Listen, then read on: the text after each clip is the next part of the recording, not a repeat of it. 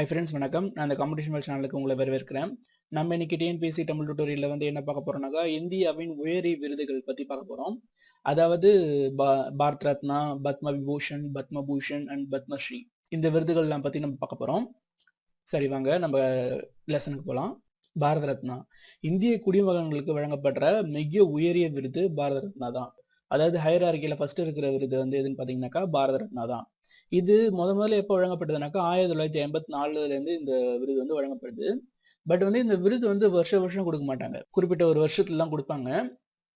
இதுதான் பாரத ரத்னா விருது. இந்த விருது எப்படி டிசைன் அப்படின்னு பாத்தீங்கன்னாக்கா, இந்த விருது ஃபுல்லா ஒரு அரசமர இலையில ஒரு பக்கத்துல சூரிய சின்னமும், அதுக்கு கீழே வந்து பாரத ரத்னா அப்படின்னு தேவநாகரி ஸ்கிரிப்ட்லயும், இன்னொரு பக்கத்துல இந்திய அரசோட எம்பளமும், அதுக்கு கீழே வந்து ஹிந்தியில சத்தியமேவ ஜெயதே அப்படின்னு எழுதியிருக்கோம். இந்த விருது எதுக்கு வழங்குறாங்க அப்படின்னு கேட்டீங்கன்னாக்கா, கலைத்துறை, இலக்கியத்துறை, அறிவியல், அரசியல் இந்த துறைகள்லாம் சிறந்து விளங்குற இந்த துறைகளை சாதனை படைச்சவங்களுக்கு இந்த விருது வந்து வழங்கப்படுது. ஓகேவா? நெக்ஸ்ட், விருது பெற்றவர்கள் முதல்ல யாருக்கு இந்த விருது கொடுத்துருக்காங்க அப்படின்னு பாத்தீங்கன்னாக்கா, 1954 தான் ஃபர்ஸ்ட் வந்து இந்த விருதை வந்து ஏற்படுத்தினாங்க. இந்த விருது கொடுக்கறத முதல்ல திரு ராஜகோபாலாச்சாரியார் ராஜாஜி, அப்புறம் doctor Sarvepalli Radhakrishnan, doctor sir CV. Raman, இவங்க தான் வந்து இந்த விருதை வந்து முதல்ல வாங்குறாங்க. 1954 வருஷத்துல இந்த விருதை வந்து முதல்ல வாங்குறாங்க.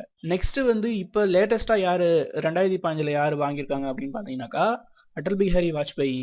இவர் உங்களுக்கு தெரியும், இவர் நம்ம முன்னாள் பிரதமர். அதுக்கப்புறம் மதன் மோகன் மால்வியா. மதன் மோகன் மால்வியாக்கு எப்படி கொடுத்துருக்காங்கனாக்கா, இறப்பு கப்பின்னு கொடுத்துருக்காங்க. இது வந்து போஸ்ட்மஸ் அப்படின்னு சொல்லிட்டு சொல்லுவாங்க. ஓகேவா? பத்ம விருதுகள். பத்ம விருதுகள்ல அடுத்ததா இருக்கிறது பத்ம விபூஷன். இது வந்து 2வது உயரிய விருது, அதாவது பாரத ரத்னாவுக்கு கீழே. இது வந்து எப்ப வழங்கப்படுதுனாக்கா, ஜனவரி 26 குடியரசு தினத்தன்று இந்த விருது வந்து கொடுக்குறாங்க.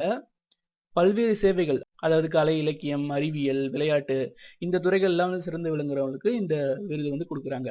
இப்ப பாத்தீங்கன்னாக்கா, இதான் பத்ம விபூஷன் விருது. ஓகேவா?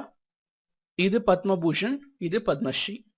இந்த பத்ம விபூஷன் விருதை வந்து 2005ஆம் ஆண்டு வாங்கினவங்க யாராரு பாத்தீங்கன்னாக்கா, கிட்டத்தட்ட 10 பேருக்கு இந்த வருஷம் இந்த பத்ம விபூஷன் அவார்டு கொடுத்துருக்காங்க. அதுல நம்ம ரஜினிகாந்தும் ஒருத்தவர். ஓகேவா? அது மட்டும் இல்லாம போஸ்ட்மஸா வந்து, அதாவது இறப்புக்கு பின் வந்து திருபாய் அம்பானி இருக்காரு இல்லையா, நம்ம அம்பானி, அவருக்கும் கொடுத்துருக்காங்க. ஓகேவா? போஸ்ட்மஸ், இறப்புக்கு பின்னாடி. ஓகேவா? அடுத்தது பத்மபூஷன். இது வந்து 3வது உயரிய விருது.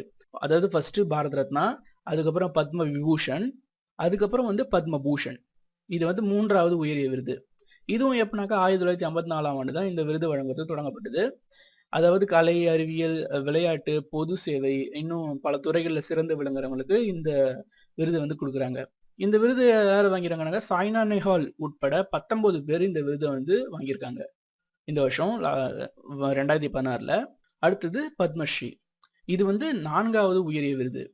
இந்த உயரிய விருதும் எதுக்கு வழங்குறாங்க? கலைத்துறை, அரசியல், அப்புறமேட்டா வந்து இலக்கியம், அறிவியல் இத மாதிரி துறைகள்ல சிறந்து விளங்குறவங்களுக்கு இந்த விருது வழங்குறாங்க. இந்த விருதை வந்து எஸ்.எஸ். ராஜமௌலி, அதாவது பாகுபலி டைரக்டர் இருக்காரு தெரியுமா, அவர் உட்பட கிட்டத்தட்ட 118 பேர் வந்து இந்த விருது வந்து வாங்கியிருக்காங்க.